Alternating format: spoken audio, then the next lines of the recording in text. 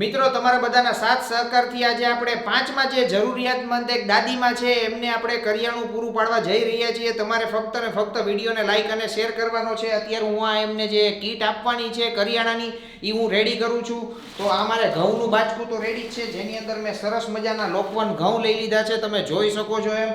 અને આની અંદર કીટની અંદર હું બધી જ વસ્તુ આમાં જ નાખી દઉં છું. ધારો કે અહીંયા ઉપર મેં સેટ કરી રાખ્યું છે તુવેરની દાળ છે, પછી મગની ફોતરાવાળી દાળ છે, પછી આ ખાંડ આવી ગઈ છે, ખાંડ આવ્યા પછી આ ચણાની દાળ આવી ગઈ છે, ચણાની દાળ આવી જાય પછી આવી ગઈ છે આ ભૂકી આવી ગયા પછી આની અંદર જે જરૂરી વસ્તુ નાખવાની રહે તો કે હળદર અને મરચું નાખી દઉં છું. આ મરચું લઈ લીધું છે, મરચા લીધા પછી આ હળદર લઈ લઉં છું, આ હળદર નાખી દીધી છે અને અહીંયા તેલ આવી ગયું છે મિત્રો.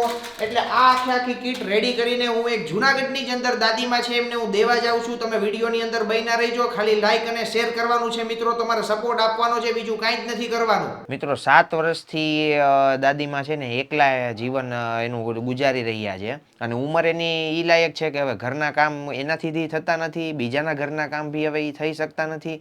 એટલે ઘરની અંદર જે પૈસા આવકનો સ્ત્રોત હોય બંધ થઈ ગયો છે અને આવકનો સ્ત્રોત બંધ થવાથી જે ઘરની અંદર રાશન કરિયાણું આવવાનું બંધ થઈ ગયું છે. એટલે બીજા કોઈ પાસેથી માગીને પછી ખાવાનું એના જેવી પરિસ્થિતિ છે મિત્રો. એટલે આપણે દાદીમાની આજે પરિસ્થિતિ જોઈ અને દાદીમાને મળવા આવ્યા છીએ. દાદીમાં અમારાથી થતું હશે એટલું બધું અમે તમને પૂરું કરવાના છીએ. કરિયાણું આજે હું મહિના દિવસનું તમને નાખી જઈશ, પછી કઈ ઘટે તો ફોન કરી દેજો. તો પેલા તમે શું કામ કરતા? કઈ કે કામ કરવા જતી. એટલે શું કરતા? ઘર કામ, ઠામ ને કપડા ને બીજાના ઘરના બધી કરતી. એટલે દાદીમાં જયારે એનું શરીર હલતું ને ત્યારે તો બીજાના ઘરના કામ કરતા, ધારો કે કચરા પોતા વાસણ, એટલે એમાંથી થોડા ઘણા જે પૈસા આવતા હોય તો હવે મને થતું નથી શરીર. ક્યાંય નથી જતી હવે. છોકરો માસા વાંડા પડ્યા ને તે છોકરા એમ કાંઈ ગામડામાં ઘરમાં ખાટલામાં કોણ ધ્યાન રાખે એ કે ને ભાઈ 4-5 મહિના થયા હતા છોકરો ગુજરી ગયો. તો અત્યારે પછી આ મિત્રો તમે ઘરની કન્ડિશન જોવો મિત્રો. અહીંયા આ જે આ મકાન છે ને એ ઉપર નળિયા છે, આ ઉપર બતાવો. અને આ નળિયાજી છે ને મિત્રો ઈ એવા છે કે વરસાદ આવતો હશે ને, જ્યારે વરસાદનું પાણી બધું અહીંયા નીચે ભરાતું હશે, નીચે આમાં પાણી ભરાઈ જાય. ઓહો, કારણ કે આ નીચાણ વાળો એકદમ એરિયા છે અને અહીંયા બહાર જે છે ને આવડું અહીંયા બહાર ખાલી એક નાનું એવું રસોડું છે. રસોડામાં બા છે ને અહીંયા ખુરશી ઉપર બેહીને આખી રસોઈ કરતા હોય. એટલે તમે નીચે બેહી શકો કે નથી બેસી શકતી નથી નીચે ધાબામાં. શું થાય તકલીફમાં? આ ગોઠણમાં દુખાવો બહુ થાય દીકરા. ઓહો, ઊભી ના થઈ હગાઈ ગોઠણમાંથી, ના પલાઠી વાળી સગાઈ. એટલે તમે બેસીને કઈ કામ જ નથી કરી? કામ નહીં.